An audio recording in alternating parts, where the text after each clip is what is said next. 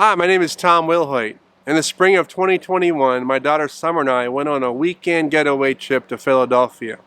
We were just looking for something fun to do as a father and a daughter, and so we got some great airline tickets and off we went. We went all over the place around there. We had such a great time. One of the things that we did while we were there is we got to spend some time in prison together. That's right, we did time in prison.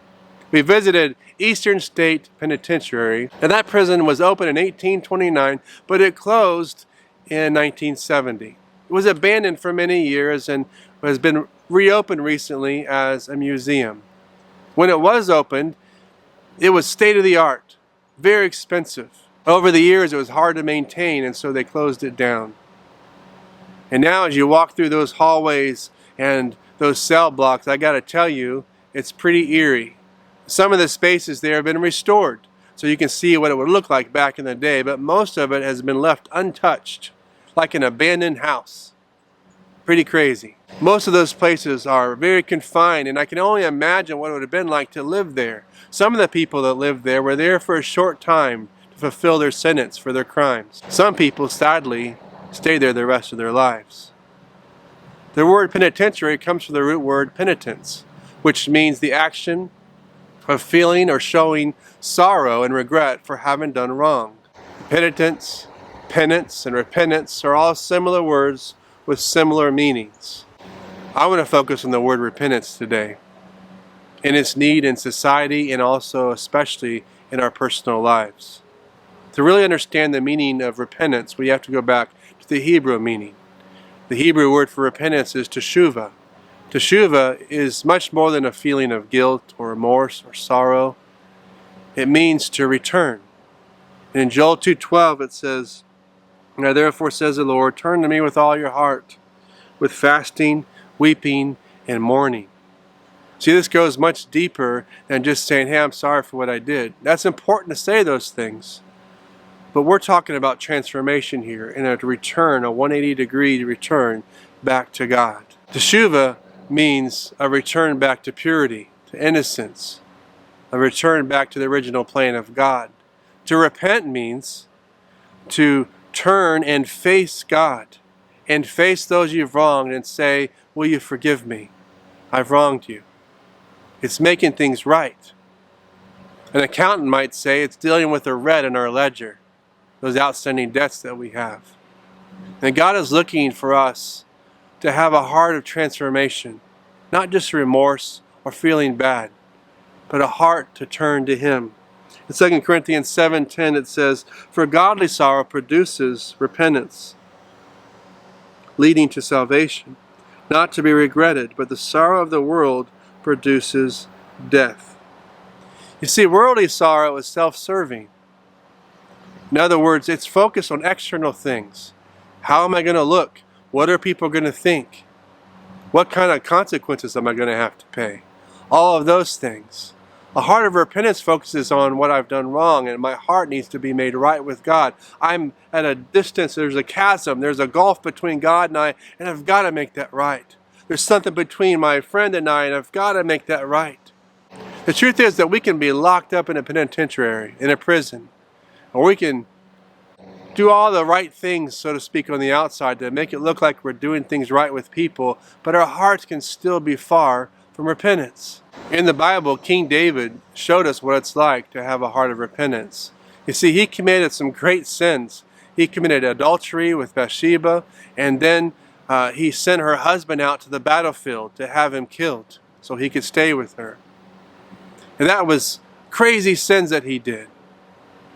And yet when the prophet came to confront him on these things, he broke down and wept. And in Psalms 51, we hear the words of a man that knows he's done something wrong. In Psalm 51, 1-4, it says, "Have mercy upon me, O God, according to your loving kindness, according to the multitude of your tender mercies. Blot out my transgressions. Wash me thoroughly from my iniquity, and cleanse me from my sin. For I acknowledge my transgressions, and my sin is always before me. Against you only have I sinned, and done this evil in your sight, that you may be found just when you speak, and blameless when you judge." Notice he says there, the sin is always before me. That's because he had a heart with God. Sin separated that, and he knew he was at a distance with God because of what he did. But he wanted to keep doing what was wrong. And that over time, that distance between him and God was very hard for him. So when it came time when he was confronted, he knew he had to get that relationship back and make things right. In verse 16 and 17 of Psalm 51, it says, "For you, God, will not delight in sacrifice, or I would give it. You would not be pleased just a burnt offering. The sacrifices of God are a broken spirit, a broken and a contrite heart, O God, you will not despise." You see, David acknowledged his sin. It was a great sin. He acknowledged it and he said, I own it. I take responsibility. Yes, I did these things. Notice he didn't cast blame on anyone else and say, well, it was really Bathsheba's fault because she enticed me, or it was Uriah's fault because he really should have been there for his wife. And I was just all these excuses that he could make, but he didn't make them because none of them were valid anyway. It was his wrong, and he had to deal with that debt in his life.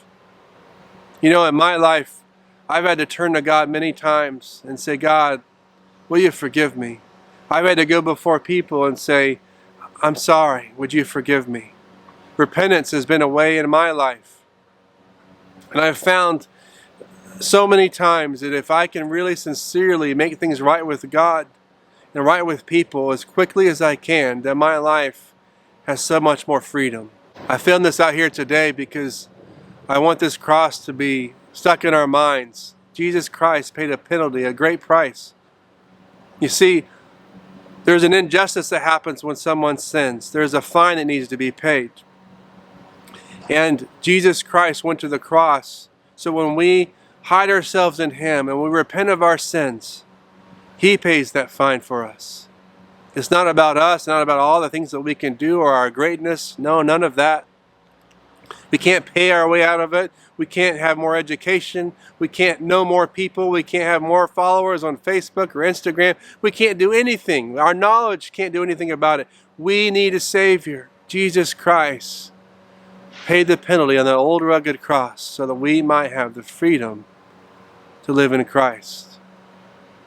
1 John 1, 7 through 9 says it all. It says, but if we walk in the light as He is in the light, we have fellowship one with another. And the blood of Jesus Christ, His Son, cleanses us from all sin. What a blessing. If we say that we have no sin, we deceive ourselves, and the truth is not in us. If we confess our sins, He's faithful and just to forgive us our sins and to cleanse us from all unrighteousness. My friend, that is such a great thing, that God would send His own Son, Jesus Christ, to die for our sins, that we might live in Him as we repent of our sins and make Him the Lord and Savior of our life. You know, in all the things that we're going after today and all the things that we think that we need and all the things that we have to have, I would say, above all, personally and in society today, we need humility and we need repentance. I just encourage you today, get before the Lord, seek Him out. The Bible says when you draw near to Him, He will draw near to you. Perhaps today, it's your time for Teshuva, to return to the Lord. He'll give you that clean slate like nothing else can. I'm praying for you today, and I'm encouraging you that your salvation is in the Lord, and that you can be restored in Him no matter what you've done, or no matter what others have done to you. Know that you can cry out to God, and God can bless you today. Be encouraged in this, my friend. Thank you so much for listening. God bless you.